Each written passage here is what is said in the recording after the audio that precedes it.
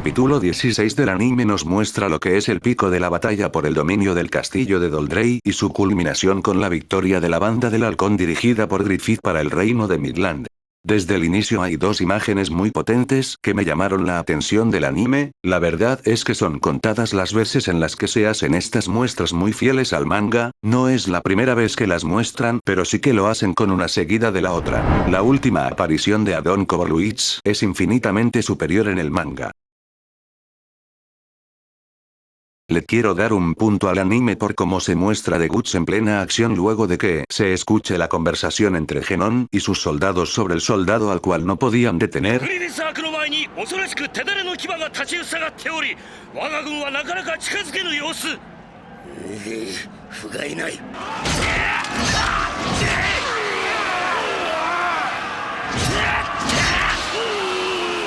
Pero sigue sin hacerle roce a los dibujos de Miura y el impacto visual que generan.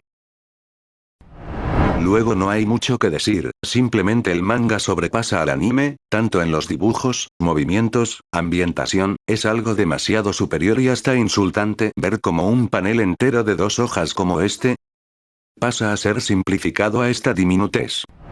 Increíblemente me llevé una sorpresa al ver algo que no recordaba, de la mano con lo que dije antes respecto a cómo se presentó a Boscogn y el aura de jefe final que este emitía, comparadonlo con Sor. Ni hablemos de cómo se lo muestra sin el casco, cuando tiene su charla con Adon Koborluich, luego de que este huyera de la masacre que le propuso Guts a su ejército de 100 hombres, Boscogn en el manga resultó ser alguien verdaderamente intimidante, lo colocaría al lado de Sor. Guts tanto en el manga como el anime hace una comparación algo similar respecto a cómo él se sentía frente a estos dos, pero aclarando que con Sot simplemente sentía terror.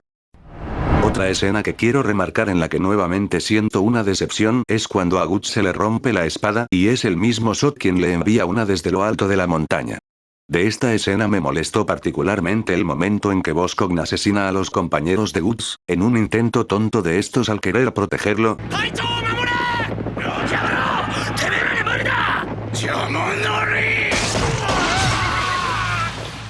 Miren lo que es la imagen del manga, esta ocupa 2 páginas totales y el trazo que se le da es sumamente agresivo. Pasa algo parecido con la escena en que Guts consigue de manera sumamente violenta y potente asesinar a Boscogn. En el anime, la representación queda sumamente inferior. Como punto positivo del anime y algo que entiendo que estuvo muy a la par del manga, sobre todo por la sencillez que representa la escena, es la muerte de Genon a manos de Griffith. Es algo sencillo y sutil, simplemente una súplica seguida de un pinchazo en el ojo de Genon para dar fin a su vida. Como otro insulto por parte del anime, veo el triunfo de Casca y su tropa contra Adon Koborluich y los suyos. La escena en que muestran el castillo totalmente tomado es asquerosamente superior en el manga, desde toda la vista panorámica que hay del castillo hasta la forma en que una herida Casca es sostenida mientras mira al horizonte. El capítulo finaliza con la conspiración de Foss y otros miembros para asesinar a Griffith usando antiaris y mostrándonos a la reina como cómplice de estos.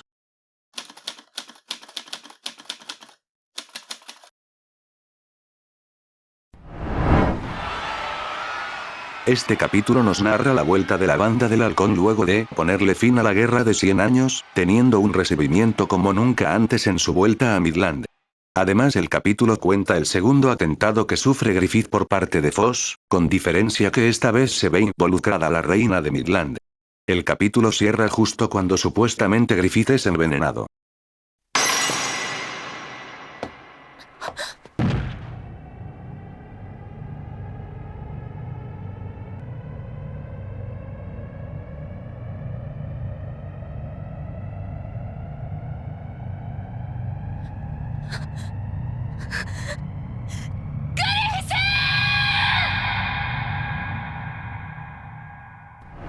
El capítulo 16, el anterior a este, cierra con la reina apareciendo por detrás de los conspiradores, Foss entre ellos. En el manga, en cambio, luego de que la reina aparezca, se revelan 2 razones por las que participa en este atentado. La primera, es dicha por la propia reina y es porque considera que Griffith, un tipo vulgar y desconocido ensucie un gobierno con una historia como la de Midland. Esto es por el reino y por la justicia. La otra razón, la cual es revelada directamente por Foss, es que la reina resultaba ser amante de Julius, el heredero al trono que terminó siendo asesinado por Guts. Aún más allá de eso, fue Foss quien culpó a Griffith de la muerte de Julius, a sabiendas del vínculo que la reina tenía con el heredero, se aseguraba de que ella se entrometería en el asunto y sería la mente maestra detrás del atentado.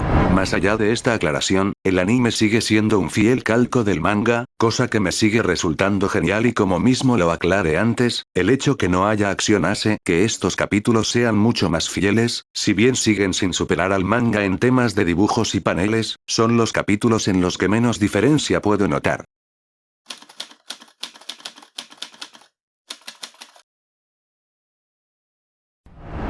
El capítulo abarca desde lo que se cree la muerte de Griffith, pasando por la muerte de la reina y termina con Guts abandonando la banda del halcón. La verdad es que no hay muchas diferencias con el manga, comparten algunas similitudes, quizás en algunos asesinatos a manos de Guts. En la escena de la muerte de la reina, esta antes de ser quemada viva junto con los cómplices, le recrimina cosas a Griffith, pasando por alto algo que en el manga hace énfasis, sobre cómo a este no le bastó con asesinar a Julius.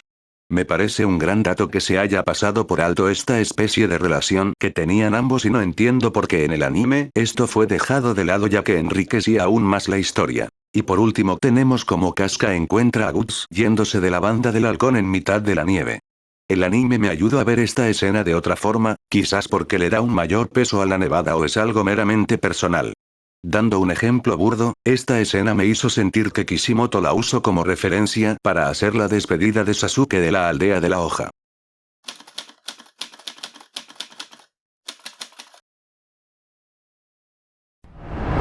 Capítulo bisagra para la historia de Berserk, si bien todos los acontecimientos que suceden son importantes, este siento que en lo que respecta a la Edad Dorada, es el punto de inflexión en la historia. El capítulo arranca con la salida de Guts de la banda del halcón, pasa por el duelo que este tiene con Griffith y termina con Griffith metiéndose en los aposentos de la princesa Charlotte para luego ser capturado por la realeza. Siento que este es de los capítulos en los que más diferencias hay respecto al manga. Al inicio del capítulo, donde Guts está hablando en la taberna con Corcus y Judeau, en el manga son mostradas varias imágenes que en el anime son salteadas simplemente mostrando a Guts hablar. Luego de que Corcus se vaya de la taberna, Judeau tiene una pequeña charla con Guts y uno de los diálogos que en el anime no se ve, es uno muy pequeño en el que le recuerda cuando este entró a la banda del halcón, el rubio le dijo al espadachín que encontraría su lugar con el pasar del tiempo, 3 años después reconoce estar equivocado. Tampoco se hace mención a los atentados y la parte más corrupta de Griffith, como los asesinatos a Julius o su hijo, inclusive, en el manga, Judeau le hace una pequeña insinuación a Guts sobre esto, teniendo el espadachín un recuerdo sobre Griffith pidiéndole que el tema de los atentados quede entre ellos dos. Luego tenemos el encuentro de toda la banda del halcón, similar al manga, quizás la única diferencia son unos diálogos extras de Corcus insultando a Guts, hasta diciéndole que lo apuntó con su ballesta más de una vez. El duelo entre Guts y Griffith es muy similar, exceptuando cosas normales, como la superioridad estética que el manga tiene por excelencia.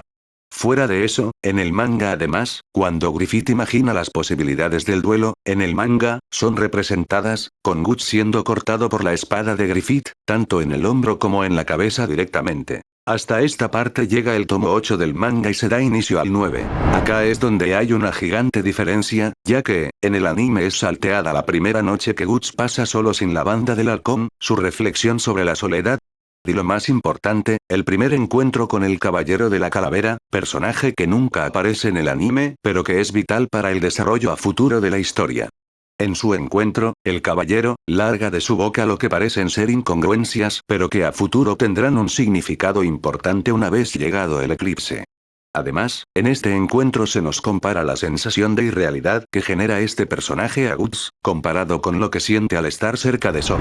Para cerrar el capítulo tenemos el encuentro sexual entre Griffith y la princesa Charlotte. No hay mucho para hablar de esto salvando la censura y la obvia explícites que existe en el manga. Intervalo entre capítulo 19 y 20. A esta altura del anime, los baches empiezan a hacerse mayores, entre el capítulo 19 y 20, luego de que capturaran a Griffith y Guts se vaya de la banda del halcón, en el manga, lo siguiente a esto es una escena de tortura a Griffith por parte del rey y un torturador especializado en no matarlo para hacer su sufrimiento más longevo. Además de una de las escenas más turbias. El reproche del rey y el porqué de la tortura es debido a que Griffith tiene sangre de plebeyo y este no puede insinuarse a alguien de la familia real y mucho menos si es la princesa de Midland, pero por otro lado Griffith en mitad de su sufrimiento le dice al rey algo que en un primer momento suena descabellado pero que en el futuro tomará sentido, citando a Griffith, este le dice: Me pareció extraño que en 17 años no haya tratado de ofrecerla en matrimonio político, una práctica común entre países en guerra, a pesar que ella es un bien valioso para Midland. El hombre que va a seguir siendo el respetado rey de Midland, uno de los reyes más poderosos que hay, resultó no ser más que un viejo solitario, sin otro sitio donde posar su afecto más que en el corazón de su amada hija de 17 años. Seguido a esto tenemos un castigo a Griffith, luego el rey se retira y lo deja todo en manos del torturador. La escena siguiente funciona como respuesta a lo dicho por Griffith. El rey de Midland va a ver a su hija y termina pasando lo que pasaría en un manga del estilo de Berserk. Posteriormente, en el anime además es salteada la escena en la que emboscan a la banda del halcón, masacrando a gran parte de esta con una lluvia de flechas, poniendo punto y aparte a su relación con la corona. Además, se nos muestra justo después de la lluvia de flechas hacia la banda del halcón, como el torturador le saca el Bailey del cuello a Griffith para que luego se le caiga por las alcantarillas. Una vez aclarado todo esto, ahora sí podemos empezar con el capítulo número 20 del anime, el cual también posee grandes diferencias con el manga.